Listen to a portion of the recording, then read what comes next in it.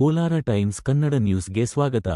ಶಿವಮೊಗ್ಗದಲ್ಲಿ 10ಕ್ಕೂ ಹೆಚ್ಚು ಮಕ್ಕಳು ಅಸ್ವಸ್ಥ. ಶಿವಮೊಗ್ಗ ಜಿಲ್ಲೆಯ ಭದ್ರಾವತಿ ತಾಲೂಕಿನ ಅರಳಹಳ್ಳಿ ಸರ್ಕಾರಿ ಪ್ರಾಥಮಿಕ ಶಾಲೆಯಲ್ಲಿ 10ಕ್ಕೂ ಹೆಚ್ಚು ಮಕ್ಕಳು ವಾಂತಿ ಭೇದಿಯಿಂದ ಅಸ್ವಸ್ಥಗೊಂಡಿದ್ದಾರೆ. ಊಟದ ನಂತರ ನೀಡಿದ ಖನಿಜಾಂಶ ಮಾತ್ರೆಯಿಂದ ಈ ಸ್ಥಿತಿ ಉಂಟಾಗಿರಬಹುದು ಎಂದು ಶಂಕಿಸಲಾಗಿದೆ.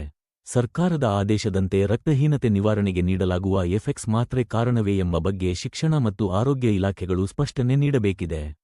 ಅಸ್ವಸ್ಥಗೊಂಡ ಮಕ್ಕಳನ್ನು ಭದ್ರಾವತಿ ಸಾರ್ವಜನಿಕ ಆಸ್ಪತ್ರೆಗೆ ದಾಖಲಿಸಿ ಚಿಕಿತ್ಸೆ ನೀಡಲಾಗುತ್ತಿದೆ.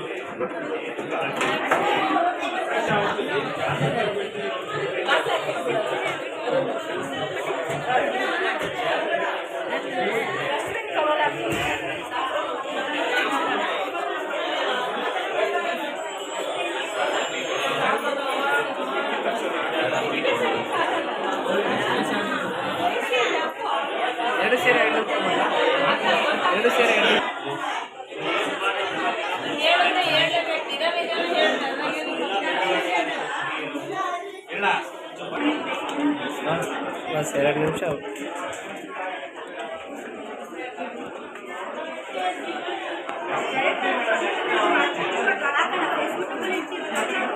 ಗ್ಯಾರಂಟಿ ನ್ಯೂಸ್ ಬರುತ್ತೆ. Guarantee news